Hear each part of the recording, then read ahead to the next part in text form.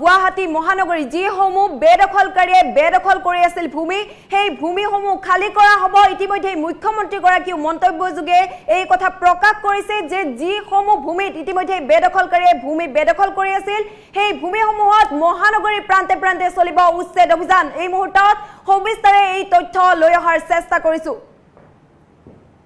শীঘ্ৰে মহানগৰীত হ'ব উচ্ছেদ এইবাৰ মহানগৰীৰ প্ৰান্তে প্ৰান্তে চলিব উচ্ছেদ অভিযান সৰ্ববৃহৎ উচ্ছেদ অভিযান চলিব শীঘ্ৰে খালি কৰা হ'ব গুৱাহাটী মহানগৰী যিসমূহ প্ৰান্তত অবৈধ বেদখলকাৰী অৰ্থাৎ সন্দেহজনক নাগৰিকে বাস কৰি আছিল সন্দেহজনক নাগৰিকৰ বিৰুদ্ধে চৰকাৰে চলাব অভিযান খিলঞ্জীয়া নহয় সন্দেহজনক লোকৰ বিৰুদ্ধে হ'ব উচ্ছেদ বিভিন্ন স্থানৰ পৰা অহা মানুহক লৈ কৰা হ'ব জৰীপ বিভিন্ন স্থানত ইতিমধ্যে সাজু হৈছে প্ৰশাসন মহানগৰীত এনেকুৱা মানুহ কিছুমান সোমাই আছে যাৰ পৰ্যবেক্ষণ হ'ব 10 লাখৰ পৰিৱৰ্তে গুৱাহাটীত মানুহ আছে 20 লাখ আৰু গুৱাহাটী নহয় এতিয়া বুজা ল'ব নোৱাৰা হৈছে এই সমূহ বেদখলকাৰীৰ আৰু কেবিনেট বৈঠকৰ অন্তত মুখ্যমন্ত্ৰীয়ে কৰিলে বৃহৎ ঘোষণা মুখ্যমন্ত্ৰী ডক্টৰ হিমন্ত বিশ্ব শৰ্মাৰ এয়া বৃহৎ ঘোষণা যে শীঘ্ৰেই মহানগৰীত চলিব এইবাৰ উচ্ছেদ অভিযান এইবাৰ উজনি নামনি মধ্য অসম চাৰিওফালে যি উচ্ছেদ অভিযান চলিছিল তাৰ পাছতেই এইবাৰ মুখ্যমন্ত্ৰীগৰাকীয়ে বৃহৎ ঘোষণা কৰে যে গুৱাহাটী মহানগৰীতো চলিব এইবাৰ সৰ্ববৃহৎ উচ্ছেদ অভিযান যিসমূহ প্ৰান্তত বেদখলকাৰীয়ে মাটি এনেদৰে অবৈধভাৱে বসবাস কৰি আছিল ঘৰ সাজি আছিল সেই সমূহৰ বিৰুদ্ধে এতিয়া প্ৰশাসন কঠোৰ হৈ পৰিছে মুখ্যমন্ত্ৰীগৰাকীয়ে নিৰ্দেশনা প্ৰদান কৰিছে আৰু ইতিমধ্যে কেইবাটাও মন্তব্যত উল্লেখ কৰিছে যে 10 লাখৰ পৰিৱৰ্তে গুৱাহাটীত মানুহ আছে 20 লাখ আৰু শীঘ্ৰেই সেই স্থানসমূহ খালি কৰা হ'ব যিসমূহত ইতিমধ্যে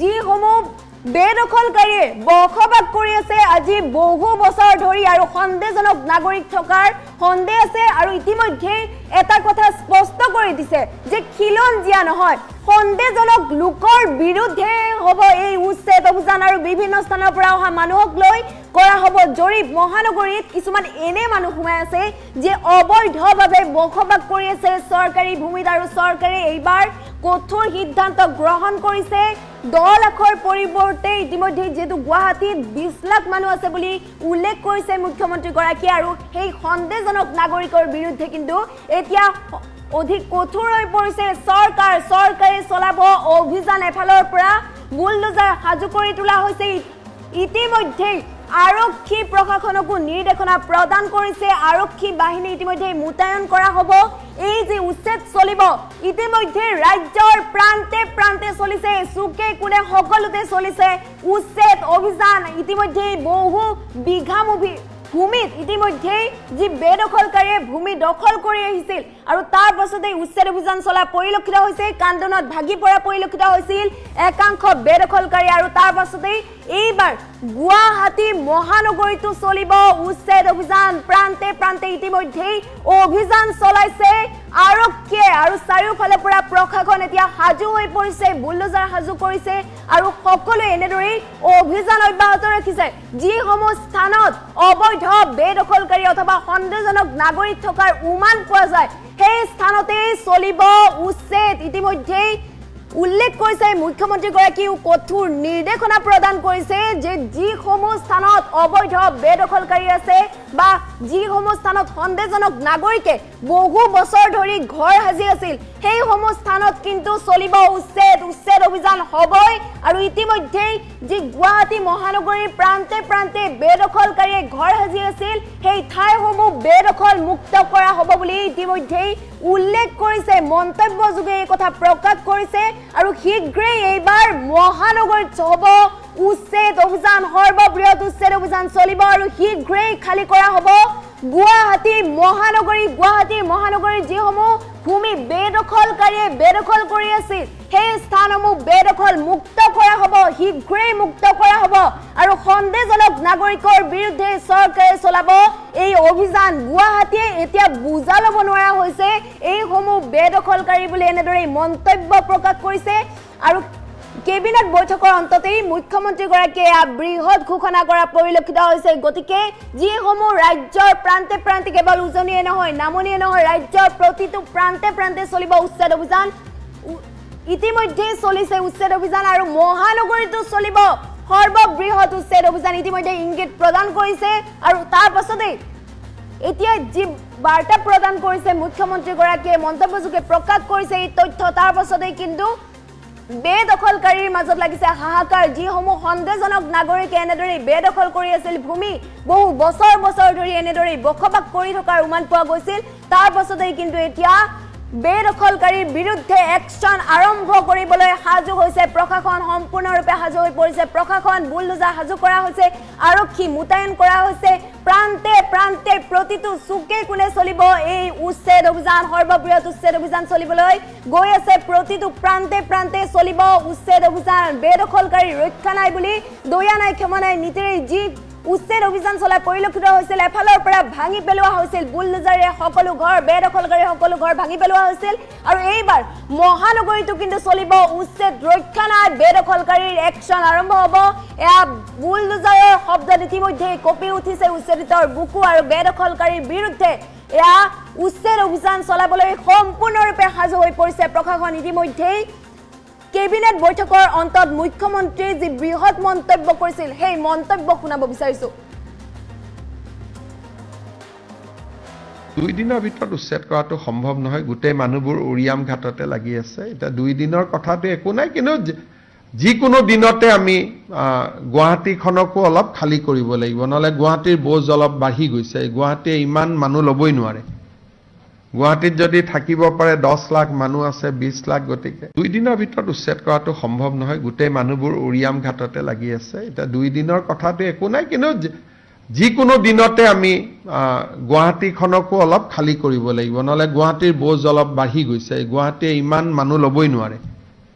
গুৱাহাটীত যদি থাকিব পাৰে 10 লাখ মানুহ আছে, 20 লাখ, গতিকে 2 দিনৰ ভিতৰত উচ্ছেদ কৰাটো সম্ভৱ নহয়। গোটেই মানুহবোৰ উৰিয়াম ঘাটতে লাগি আছে। এতিয়া 2 দিনৰ কথাটো একো নাই, কিন্তু যিকোনো দিনতে আমি গুৱাহাটীখনকো অলপ খালী কৰিব লাগিব, নহ'লে গুৱাহাটীৰ বোজ অলপ বাঢ়ি গৈছে। গুৱাহাটীয়ে ইমান মানুহ ল'বই নোৱাৰে।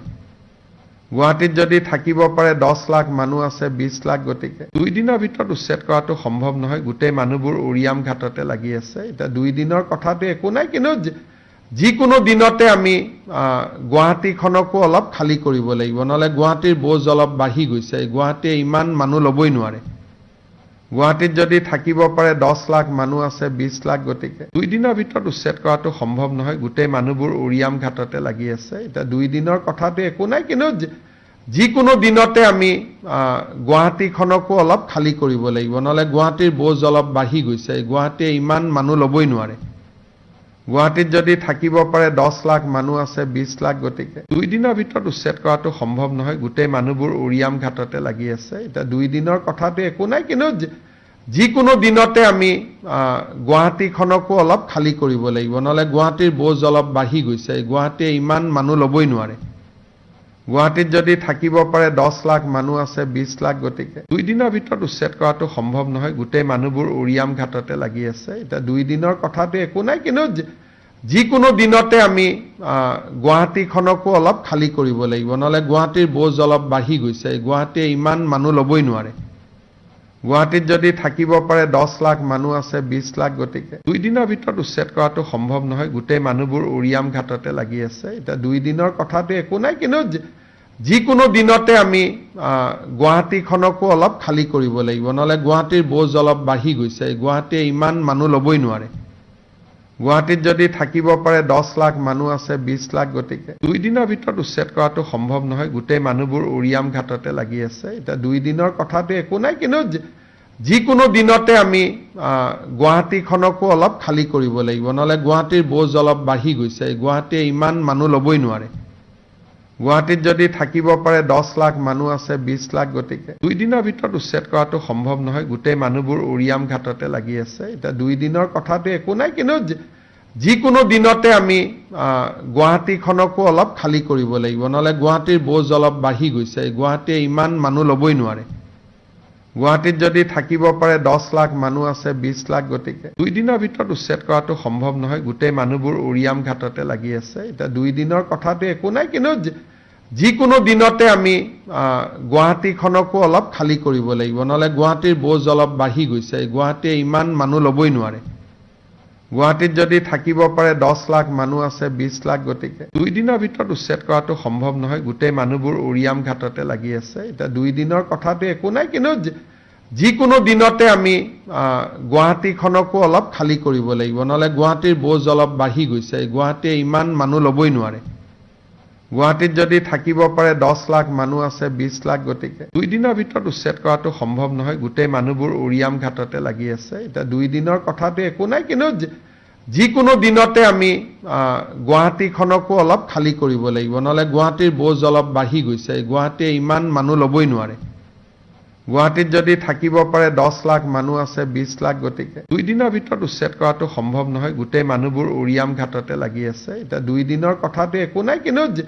যিকোনো দিনতে আমি গুৱাহাটীখনকো অলপ খালী কৰিব লাগিব নহলে গুৱাহাটীৰ বোজ অলপ বাঢ়ি গৈছে গুৱাহাটীয়ে ইমান মানুহ লবই নোৱাৰে গুৱাহাটীত যদি থাকিব পাৰে 10 লাখ মানুহ আছে 20 লাখ গতিকে 2 দিনৰ ভিতৰত উচ্ছেদ কৰাটো সম্ভৱ নহয় গোটেই মানুহবোৰ উৰিয়াম ঘাটতে লাগি আছে এটা 2 দিনৰ কথাটো একো নাই কিন্তু যিকোনো দিনতে আমি গুৱাহাটীখনকো অলপ খালী কৰিব লাগিব নহলে গুৱাহাটীৰ বোজ অলপ বাঢ়ি গৈছে গুৱাহাটীয়ে ইমান মানুহ লবই নোৱাৰে গুৱাহাটীত যদি থাকিব পাৰে 10 লাখ মানুহ আছে 20 লাখ গতিকে 2 দিনৰ ভিতৰত উচ্ছেদ কৰাটো সম্ভৱ নহয় গোটেই মানুহবোৰ উৰিয়াম ঘাটতে লাগি আছে এটা 2 দিনৰ কথাটো একো নাই কিন্তু যিকোনো দিনতে আমি গুৱাহাটীখনকো অলপ খালী কৰিব লাগিব নহলে গুৱাহাটীৰ বোজ অলপ বাঢ়ি গৈছে গুৱাহাটীয়ে ইমান মানুহ লবই নোৱাৰে গুৱাহাটীত যদি থাকিব পাৰে 10 লাখ মানুহ আছে 20 লাখ গতিকে 2 দিনৰ ভিতৰত উচ্ছেদ কৰাটো সম্ভৱ নহয় গোটেই মানুহবোৰ উৰিয়াম ঘাটতে লাগি আছে এটা 2 দিনৰ কথাটো একো নাই কিন্তু যিকোনো দিনতে